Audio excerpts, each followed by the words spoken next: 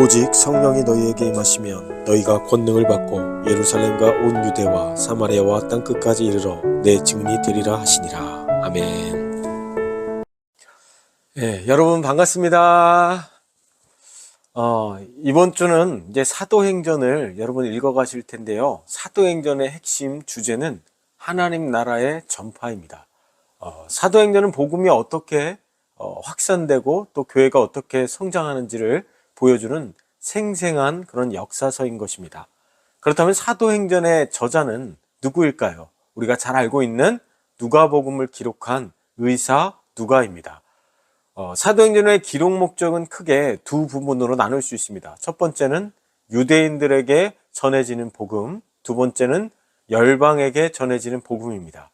제일 처음 예수님의 제자들은 누구에게 복음을 전했을까요? 그것은 첫 번째, 예루살렘에 있는 유대인들에게 복음을 전했을 가능성이 큽니다. 그리고 예루살렘과 온 유대와 사마리아와 땅끝까지 이르러 복음이 전해지는 것을 보게 됩니다. 예루살렘에서 베드로를 중심으로 유대인들에게 복음이 전해졌다면 이제는 바울을 통해서 이방인들에게 복음을 전할 수 있도록 그렇게 하나님께서 바울을 사용하셨다는 겁니다. 그런데 복음이 이방인들에게 옮겨지는 과정을 보면 갑자기 예루살렘 교회가 핍박을 당하기 시작합니다. 그리고 그 핍박을 통해서 자꾸만 이방 땅으로 흩어져 가는 것을 보게 됩니다. 그러면서 복음을 들었던 유대인들이 점점점 복음을 들고 땅끝까지 계속해서 확장되고 그렇게 퍼져가는 것을 보게 됩니다. 그리고 복음이 전해지는 곳곳마다 교회가 생기는 것을 보게 됩니다. 너무나 신기한 현상입니다. 어떻게 하나님은 핍박이라는 그 도구를 통해서 계속해서 교회를 세우시고 또 복음을 계속해서 확장시켜 나가는 것을 보게 됩니다. 역사적으로 보면 교회는 핍박이 있을 때 더 부흥되고 또 확장되는 것을 보게 됩니다. 우리의 신앙도 조금 평안하고 태평하면 나태해지는 경향이 있는데 그럴 때마다 적절하게 하나님께서 고난을 주실 때마다 핍박이 우리에게 다가올 때마다 우리는 열심히 또 기도하게 되고 하나님을 또 찾으면서 그런 과정들을 통해서 우리의 믿음도 신앙도 그렇게 성장해 나가는 것입니다. 그래서 여러분 고난이 유익이다 이런 말이 있습니다. 교회가 이방 땅으로 확장되면서 이제 그 중심이 베드로에서 누구로 넘어갔다고요? 사도 바울로 넘어가는 것입니다. 로마가 만들어놓은 도로를 통해서 이방인들에게 복음이 전해지면서 유럽과 아시아까지 땅끝까지 이르러 복음이 전해지게 되는 것입니다. 이제는 바울이 복음을 전하는 곳곳마다 교회가 세워지고 나니까 그 교회를 다 관리할 수가 없고 또 돌볼 수가 없으니까 바울이 교회들에게 편지를 이제 보내기 시작합니다. 그래서 로마서, 고린도 전후서, 갈라디아서, 에베소서, 빌립보서 이런 말씀들이 그때 당시에 바울의 편지를 통해서 전해졌던 것입니다.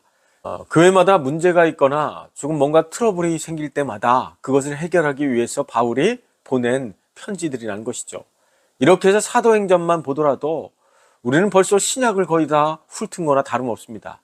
예수님의 사역 이후에 12제자를 통해서 복음이 또 전해지고 교회가 세워지고 계속해서 땅끝까지 복음이 확장되는 그런 과정들을 우리는 사도행전을 통해서 보게 되는 것입니다. 그래서 이 사도행전에서 예수님은 부활하시고 승천하시기까지 40일간 무슨 일을 하셨습니까?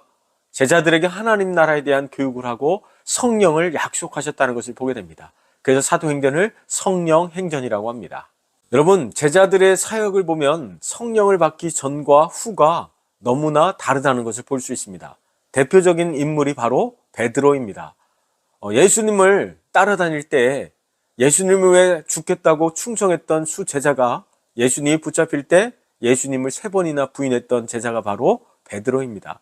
그런데 나중에 성령 받고 나서 복음을 증거할 때 3,000명이 회개하고 돌아오는 역사가 나타나고 또 끝까지 복음을 전하다가 순교하는 것을 보게 됩니다. 그래서 하나님의 일을 하기 위해서는 영적인 싸움이 치열하기 때문에 우리의 열심과 또 우리의 어떤 노력과 헌신만으로 되어지는 것이 아니라 반드시 성령께서 역사하셔야 되고 성령께서 인도해 주셔야 된다는 거예요. 그래서 우리 삶 속에 우리가 말씀을 읽고 묵상하는 모든 과정들이 성령님께서 함께하여 주시고 성령님께서 우리에게 힘을 주실 때 또 성령님께서 우리 말씀을 깨닫게 하실 때 우리가 비로소 하나님의 말씀을 통해 우리가 그렇게 말씀을 실천하는 삶으로 그렇게 나아갈 수 있게 되는 것입니다. 그래서 오늘 하루도 성령을 구하시고 또 성령의 인도하심을 받으시고 성령과 함께 동행하는 그런 행복한 신앙생활이 되시길 축복합니다.